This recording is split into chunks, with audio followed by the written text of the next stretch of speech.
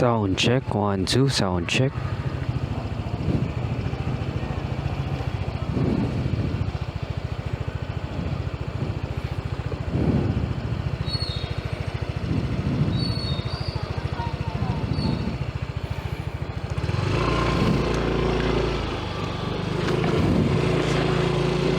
Yo! What's up? Good evening, netizens. This is Ned Adriano. Kung bago ka sa channel ko, huwag kalimutang mag-subscribe and i-hit yung notification bell para lagi kang notified once may bago tayong upload. So, for today, hindi ko alam kung isasama ko to sa episode ng Ned Talks, pero sige, sama na din natin. So, gusto ko lang may pagkwentuhan sa inyo ng konti, mga netizens.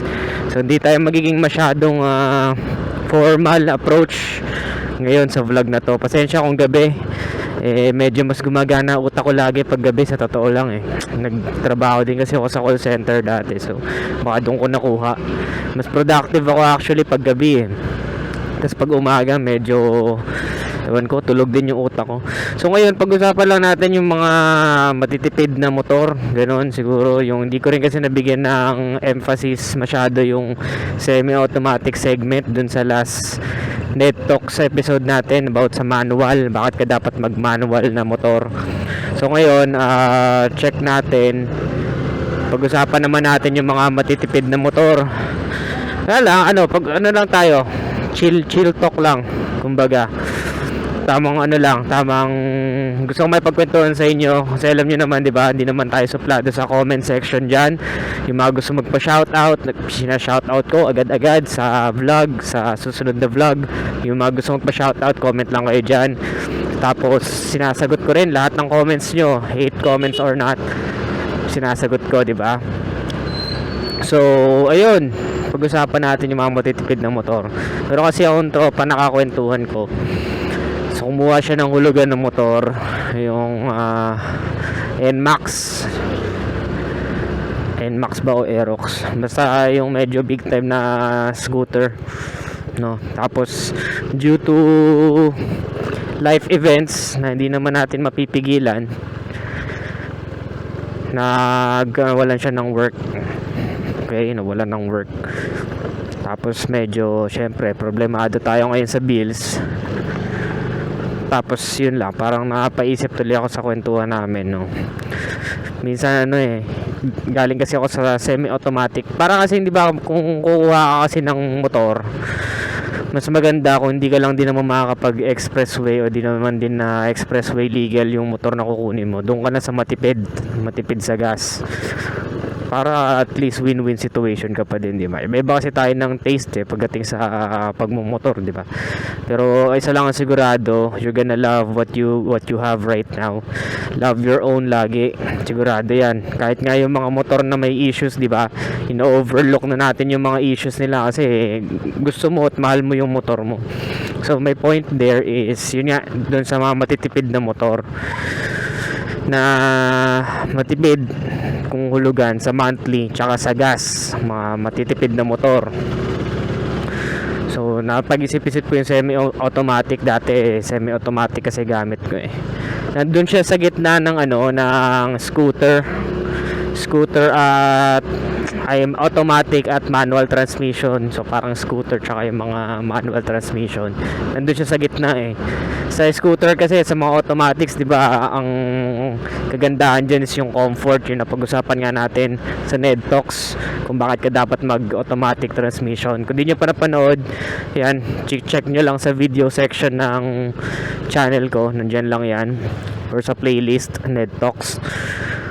Tapos meron din siyang cambio, yung shift.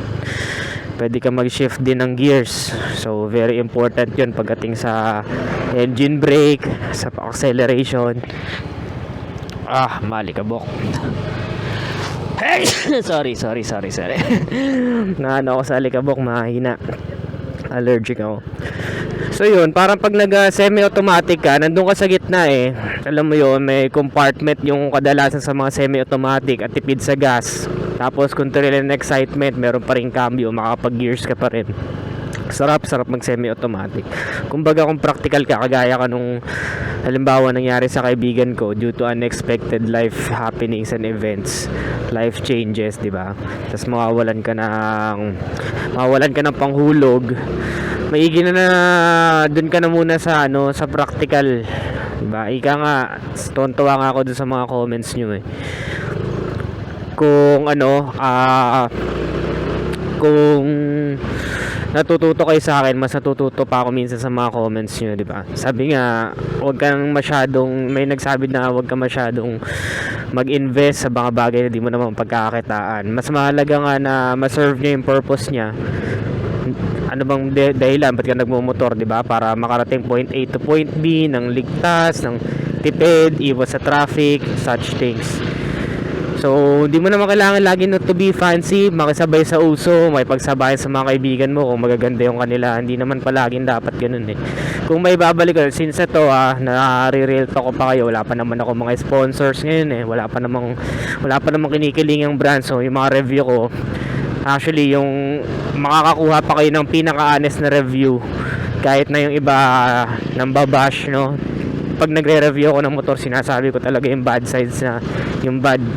sides para aware din kayo, para fair din sa mga bibili pa lang, malaman nyo, maging aware kayo. Ngayon, kung gusto nyo pa rin yung motor, mas maganda kasi tanggap nyo siya talagang gusto nyo yung motor. So yun, mas maganda minsan yung kami mga nagsisimula pa lang, sobrang honest yung review namin eh. I mean, hindi kami binayaran para gawin yon.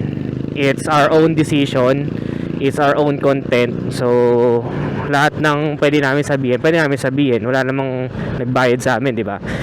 So yun, ngayon, ang gusto ko sabihin, kung babalik ako siguro sa panahon na kung ako babalik ako sa times, kukuha ako ng hulugan na scooter or motor, either semi-automatic or automatic na motor ang kukunin ko. Kapag ako, gusto ko kasi talaga matipid eh. Tsaka practical din talaga ako mag-isip eh. Siguro kung semi-automatic ako, mag-Yamaha Sight ako. Kasi 'di ba napanood ko yung review niya.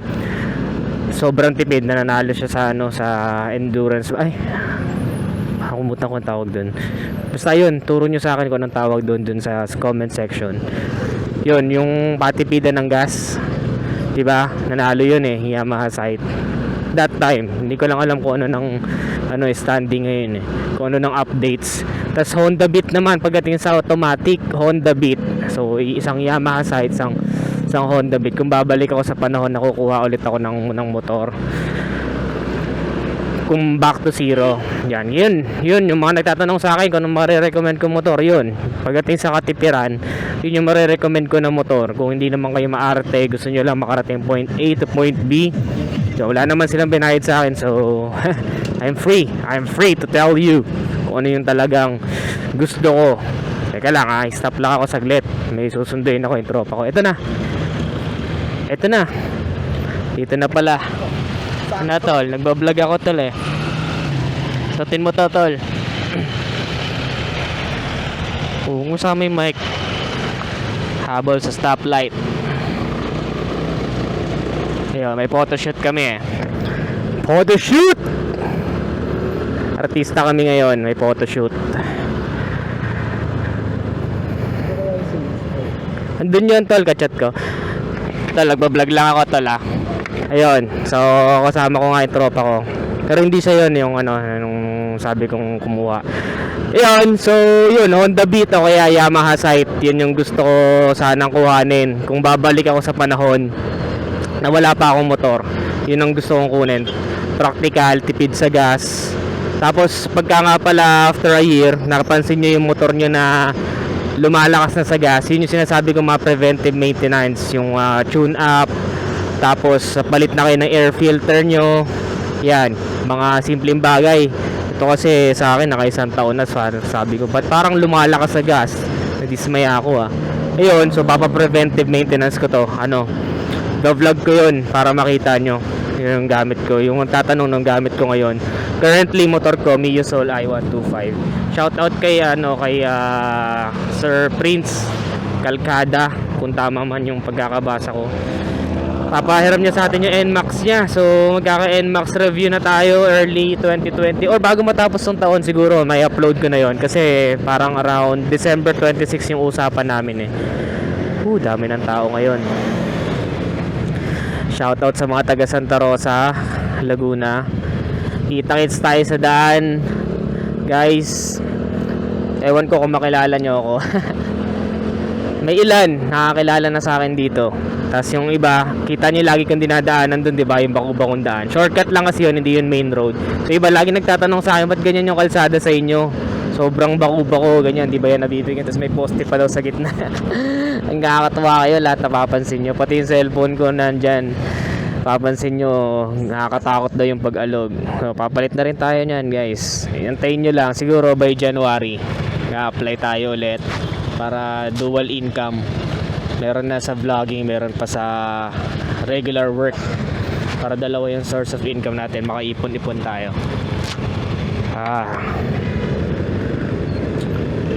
So yun, ano ba sa palagay ninyo pala? Help me on the comment section yung mga nagamit ng Honda Beat tsaka Yamaha Sight. Baka meron nanonood sa inyo. Yan. Tapos yung Honda Beat, guys, nakapila na pala yan. Dami kong kaibigan na naka Honda Beat dito. Ewan ko bakit parang ini-Indian ako lagi kapag i-review ko na yung motor nila. Hindi natutuloy eh. Hindi kasi sila masyado into moto vlogging eh. Hindi nila alam yun, so hindi nila ako masyado pinaprioritize. Wala silang alam sa mga ganun. Pero baka meron sa inyo dyan mabuting loob na gusto magpahiram ng Honda Beat para ma-review na natin kasi dami nagre-request sa inyo. Kasi mga Honda Beat users, ayun, sabi nga sobrang tipid sa gas. Totoo ba yun, guys? Gusto ko kasi ma-testing sa sarili ko bago ko ilagay sa reviews. Ang sabi daw sa Honda Beat, ang medyo hindi lang magustuhan is yung suspension. Hindi ko lang kung ano eh, kung basta kailangan ko maramdaman yun para malaman natin. Suspension. So syempre pwede naman palitan yung shock or kung ano man. Comment kayo, guys, Yamaha Sight users, Honda Beat users, comment kayo kung ano ba sa palagay ninyo yung mga good sides and bad sides nito. Yung mga nag-iisip-isip din na kumuha, ano yung mga iniisip yung motor na gusto natin i-review. Asahan nyo sa 2020.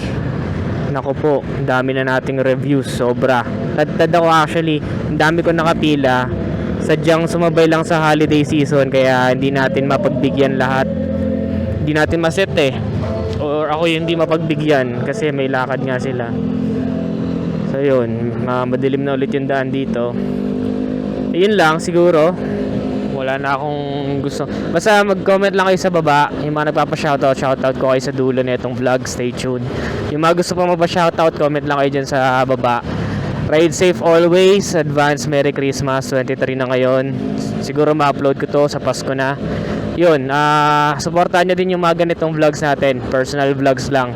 Hindi masyado formal to na Net Talks episode. But yun, gusto ko lang kayo makakwentuhan. Gusto ko lang din mag-vlog kasi gumagana yung utak ko ngayong gabi. Pero hindi ka 100% kasi ilang araw na rin kaming basag. Sunod-sunod ng event na may inuman pero di na tayo dadala ng motor pag ganun syempre. So ngayon medyo pahinga. So comment lang sa baba, gusto magpa-shoutout natin yan. See you on the next vlog. Ride safe, Merry Christmas, Happy New Year, Happy Holidays. So yun, palapit na tayo magpa-giveaway. So yep, bye-bye now. Boom. Alright guys, shoutout tayo sa mga sumusunod na netizens. Kay Timothy Pagaran, shoutout sa'yo. Kay Cypher Paul. Kay Noli Cledera, dinadownload ko pa yung video ko para panoorin sa bahay. So salamat, shoutout sa'yo. Kay Dennis Malikdem, yeah, shoutout. Kay Jomel Kapokian, yeah, shoutout ulit sa'yo. Kay Noilan Donato. And meron pa pala kay Jamie Alcoy, kay Jay Lumabi at sa anak niya si RJ. So maraming salamat sa panonood. Yun lang, maraming salamat and Happy New Year, Merry Christmas, Happy Holidays sa inyo lahat. Subscribe yung mga di pa nakasubscribe. Peace.